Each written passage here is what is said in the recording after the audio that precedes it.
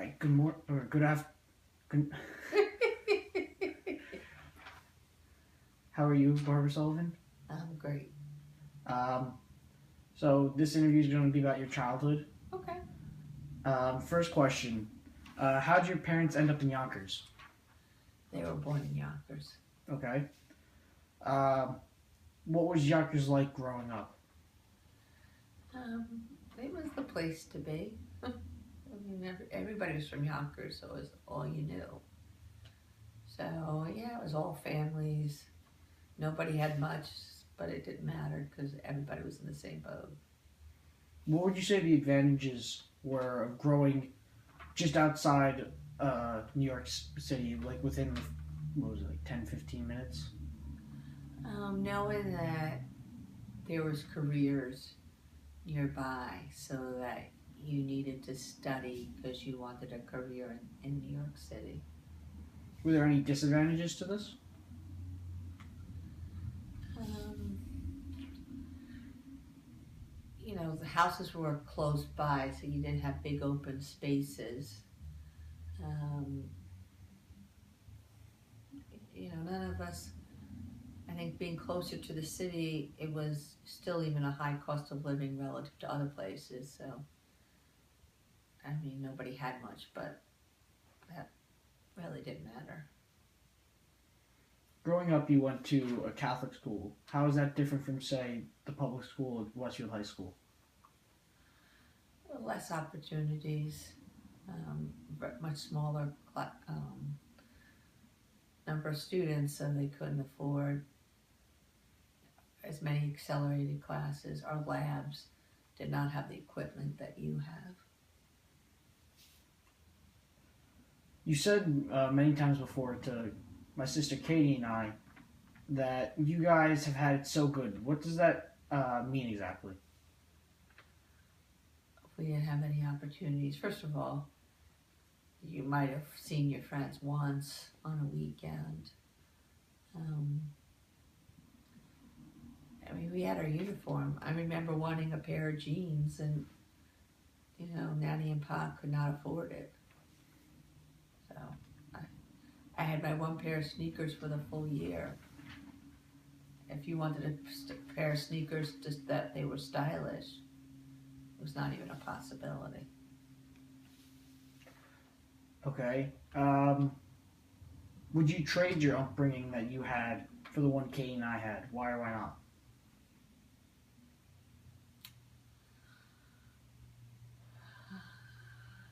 Um, yeah, I think you all have so many opportunities that I did not have.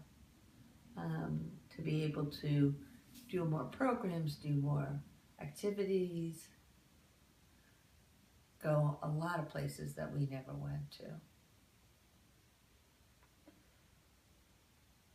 During when you were growing up, how did kids keep themselves occupied? Because there wasn't no internet or iPhones and stuff like that. What would kids do to keep themselves occupied? You went out on your block and played. Otherwise, you studied. Like what kind of games would you play on your block? Whatever people were already playing that day. So if it was kickball, stickball, basketball, um, and then we moved, and there was no kids that played outside. So it was pretty lonely. Then it would be coming home watching TV unless you could get a play date. A lot of people didn't want play dates. So it was pretty boring when we lived on a busy street. Okay. And like how you always have said that Yonkers is like the town of hills. Was like is it like I never pictured that kids would be playing on the streets because just how hilly it is. Like how like kids could be playing on the streets. Was it just that your street? Our first, it was hilly up, but each street was level. Okay. But to get from street to street, you had to go up hills. Okay. Um, when you were in high school, because you guys were not say as uh, lucky growing up as say me and Katie, you had a job in high school. What'd you do? I worked at a nursing home being a nurse's aide. So had to feed this woman, how to change her diapers, how to help her walk, um, how to take care of her. And then I also worked in two different clothing stores.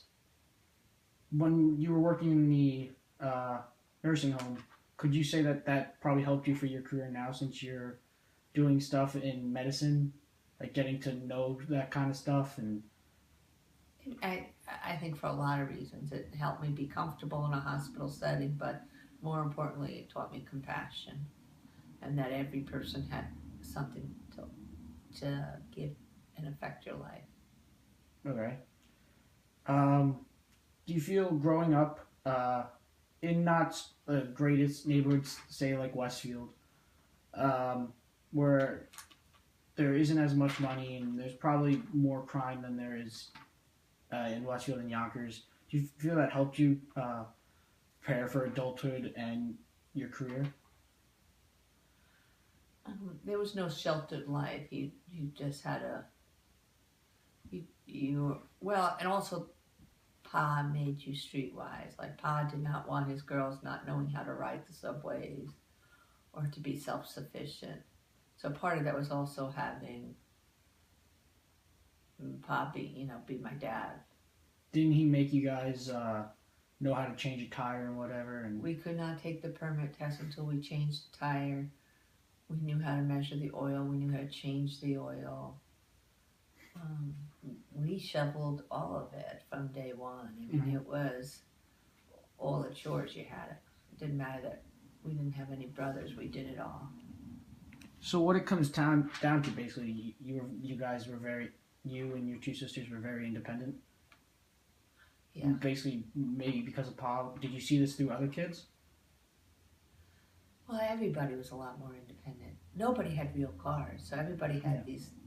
Everybody knew how to jump start and how you would like open the hood and which levers. We might not have understood why, but how you press this lever to get it to crank and to start.